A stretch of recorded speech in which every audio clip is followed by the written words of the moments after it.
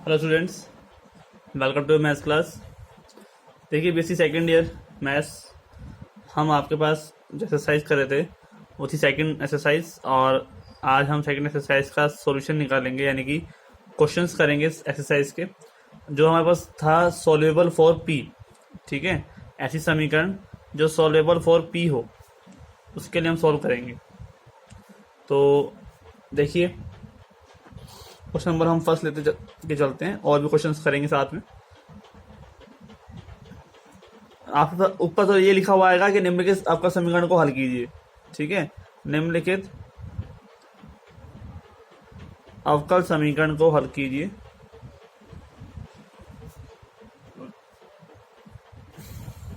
लेकिन आपको पहचानना है कि ये समीकरण पी के लिए सॉल्व होगा, एक्स के लिए होगा, किसके लिए होगा। ये सब प्रैक्टिस से आपका हो जाएगा।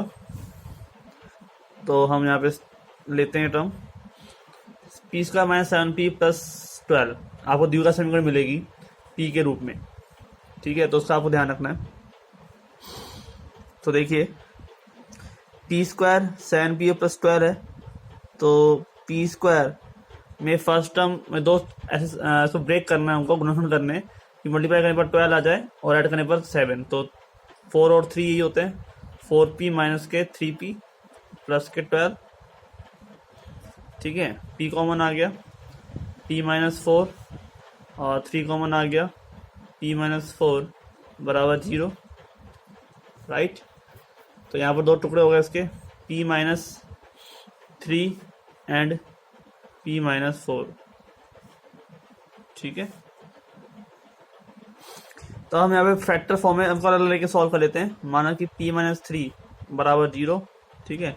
लेट तो p का वैल्यू क्या होती है, d y upon d x बराबर में कितना हो जाएगा 3, ठीक है। तो ये जाएगा y bye 3x plus c1, ठीक है, बाय इंटीग्रेशन। हम यहाँ पर समाकलन कर रहे हैं, तो ये हो जाएगा y माइनस के 3x माइनस के c1, ठीक है, बराबर में 0। समीकरण नंबर 1। और ऐसे ही हमारे पास समीकरण मिलेगी, वो मिलेगी यहाँ पर सेकंड वाली लेते हैं p minus 4, p minus 4 equal to 0। तो p की वैल्यू क्या हो जाएगी, d y upon d x, ठीक है, इक्वल टू में 4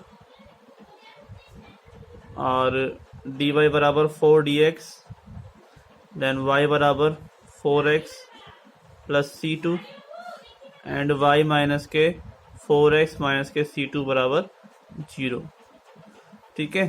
समीकरण 2 बन गई आपके पास। जैसे दो समीकरण बन जाती है, दोनों को फैक्टर फॉर्म में लिखना है, साथ साथ लिखना है। तो by 1 and 2 we can write it, या राइट दिस। कैसे लिख सकते हो आप इसको, आप लिख सकते हो y माइनस 3x माइनस के c1, ठीक है, और मल्टीप्लाई में y माइनस 4x माइनस के c2, ठीक है, बराबर में 0। कोई दिक्कत नहीं। तो अब इस टर्म में हमने मल्टीप्लाई कर लिया और यहाँ पे लिख दिया। अब ये जो आपका क्या है, व्यापक हल हो जाएगा इस समीकरण का। ये तो आपका सबसे सिंपल फॉर्म बनी हुई है, सबसे सिंपल सवाल हुआ है। इस तरह के सवाल तो आप इजीली कर लोगे। इसके अलावा और तरीके सवाल मैंने बताए थे, जैसे कोई भी टर्म बनती है आपको सबसे पहले क्या देखना है, पी की फॉर्म में पी जो है आपका वो स्क्वायर वाली टर्म है या नहीं है। मतलब पी के फॉर्म में द्विघात समीकरण अगर है तो आप इसको पी के लिए सॉल्व कर सकते हो बाय दिस मेथड, यानी इस तरह से फैक्टर निकाल के, ठीक है। क्वेश्चन और देख लेते हैं। क्वेश्चन नंबर देखिए आप थर्ड का बी पार्ट देखिए, p into p minus y equal to x plus y, ठीक है। तो यहाँ पर देखिए आप p के फॉर्म में बनाना चाहते हैं, तो p इंटू पी का स्क्वायर माइनस के पी वाई और इक्वल टू में x square plus x y. ठीक है, इसको इधर ले आते हैं, पी स्क्वायर माइनस के पी वाई माइनस के एक्स स्क्वायर और माइनस के ही एक्स वाई बराबर में 0। तो ये पी के रूप में दिया गया समीकरण है। ठीक है, solvable for p, it's a quadratic equation. ठीक है, इन पी की फॉर्म में है। तो यहाँ पर आपके पास जो टर्म बनेगी वो देखिए, ये हमारे पास हो जाएगा p square minus p y minus x square minus के एक्स वाई बराबर 0। तो ए की वैल्यू कितनी हो जाएगी 1, बी का मान कितना हो जाएगा माइनस के वाई और सी कितना हो जाएगा माइनस के एक्स स्क्वायर माइनस के एक्स वाई।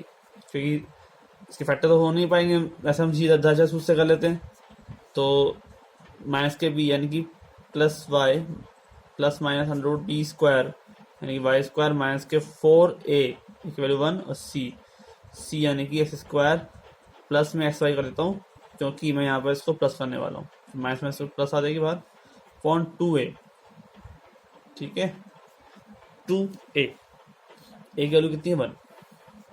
ठीक है, कोई दिक्कत नहीं, सॉल्यूशन निकालते हैं। तो देखिए आप क्या हो जाएगा, y plus minus under root में आप कुछ टर्म कर सकते हो, उसमें वाई स्क्वायर है प्लस 4x स्क्वायर है। ठीक है, 4x square plus y square plus 4xy। ठीक है, 2। तो देखिए जरा, ये हो जाएगा बस 2x प्लस वाई का होल स्क्वायर। ठीक है, अपॉन में क्या आ जाएगा 2। राइट, दिक्कत नहीं। तो p बराबर क्या हो जाएगा आपके पास, y plus minus 2x plus y upon में 2। ठीक है, दो वैल्यूज आ जाएंगी इसकी। दो वैल्यूज कौन सी हमारे पास, ये तो प्लस का चिन्ह और माइनस का चिन्ह। ठीक है, प्लस चिन्ह लेने पर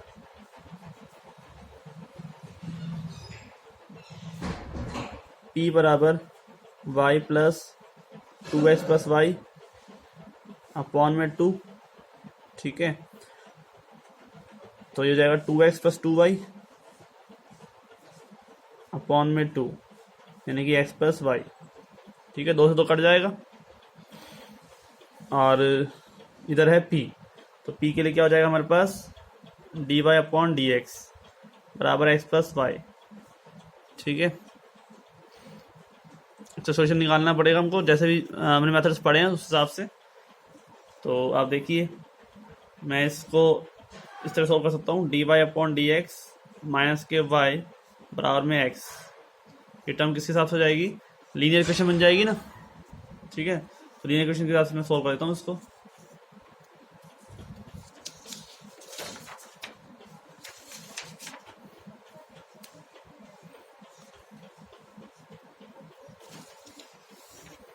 तो देखिए, लीनियर इक्वेशंस जो हम सॉल्व कर रहे हैं, ये है dy upon d x plus y बराबर में x।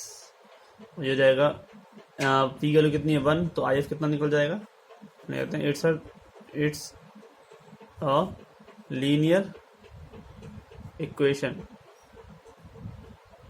ठीक है, तो e की power p D x, p की वैल्यू कितनी है 1, e की पावर x एंड e की पावर x मल्टीप्लाई समाकल का सॉरी y की वैल्यू है, y निकालना है। तो y इंटू की पावर x बराबर समाकल का साइन e की पावर x इंटू x और डी एक्स प्लस सी। ठीक है, समाकल करोगे तो फर्स्ट और second function, first function e की पावर x माइनस के e की power x plus c y and y बराबर x माइनस 1 प्लस सी की पावर माइनस के x। ये हो गया आपके पास एक समीकरण, ऐसे दूसरा निकल जाएगा। दूसरा क्या है, y बराबर, सॉरी, p बराबर, ऐसा आ जाएगा माइनस का चिन्ह, ठीक है, माइनस चिन्ह लेने पर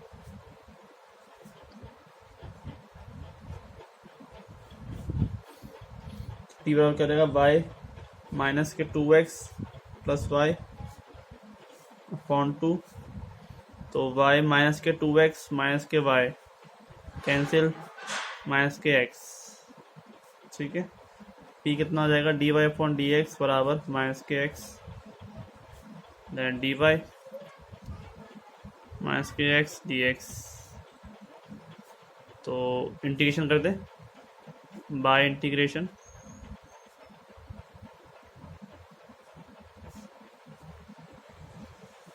ठीक है, तो y बराबर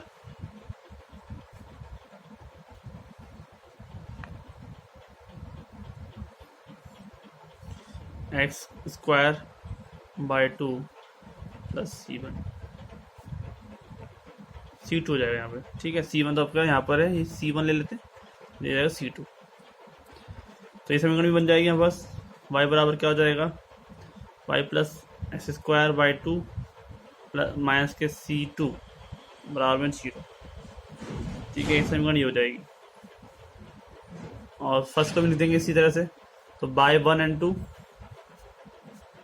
1 व 2 से क्या हो जाएगा, y minus x minus 1 minus के C1 ई की पावर माइनस के x बराबर 0, ठीक है, इसी का मल्टीप्लाई में यानी कि फैक्टर फॉर्म है, y minus x square by 2 plus के C2, सॉरी ये तो इधर है ही ऑलरेडी, माइनस के C2 बराबर में 0, इक्वल टू से बराबर 0 क्यों, ये दोनों तरफ आ जाएगा 0 के बराबर, ठीक है, ये 0 यहाँ नहीं आएगा, ये दोनों का मल्टीपल के साथ में क्या आ जाएगा 0, जैसे मैंने फर्स्ट क्वेश्चन किया था उस हिसाब से, ठीक है, कोई दिक्कत नहीं। तो ये हमारा क्या हो गया, जनरल सॉल्यूशन बन गया। तो इस तरह के सवाल है आपके पास, वो सॉल्यूशन करने के लिए काम करने के लिए आपको सबसे पहले ये देखना होगा कि वो सॉल्युबल फॉर p कैसे है, ठीक है, वो जो टर्म आप निकाल रहे हो सॉल्युबल फॉर p कैसे है, उसमें p के लिए द्विघात समीकरण बनेगी, ठीक है, तो द्विघात समीकरण बनेगी तो आपको फिर द्विघात समीकरण बनाकर और फैक्टर निकाल कर दोनों को अलग सॉल्व करके यानी 2 आंसर निकलेंगे इसमें, ये बात ध्यान रखना। आगे करते हैं नेक्स्ट, हमारे पास जो है एक क्वेश्चन और कर लेते हैं इसमें, क्वेश्चन नंबर हमारा है 7 ले लेते हैं, 7 नहीं, हम लेंगे 5th क्वेश्चन, ठीक है, 4y स्क्वायर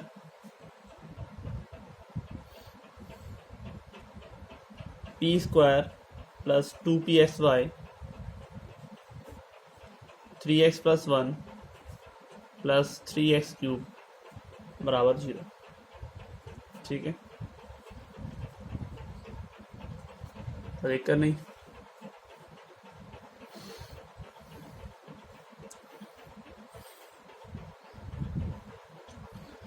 तो ये जो टर्म है वो क्लियर करते हैं हम यहाँ पर, ये टर्म जो हमारे पास है प्रॉपर्ली फॉर्म हो जाएगी। देखो अब पी स्क्वायर के रूप में पी स्क्वायर आ रहा है, खाली पी आ रहा है, खाली उससे यहाँ पी नहीं आ रहा, तो इसका द्विघात समीकरण बन गई, पी की घटती घातों में है ही, तो यहाँ पर हम क्या करेंगे 4y स्क्वायर यानी कि माइनस के b, तो माइनस के b यानी कि ये 2sy और 3x plus 1 plus minus under b square यानी कि 4y का स्क्वायर और माइनस के 4ac, 4a की वैल्यू b स्क्वायर तो पूरा टर्म आएगी, ठीक है, तो मैं दोबारा लिख देता हूँ, माइनस के b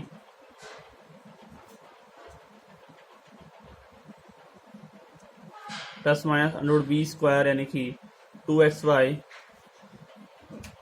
3x प्लस 1 का इस पूरे का होल स्क्वायर माइनस के 4a की वैल्यू कितनी है 4y स्क्वायर इंटू सी कितना है 3x क्यूब, ठीक है, अपॉन में 2a की वैल्यू कितनी है 4y स्क्वायर, ठीक है, तो ये जो टर्म आपके पास आ रही है, ये जो टर्म है, इसमें आप पी स्क्वायर के लिए सॉल्व कर लोगे।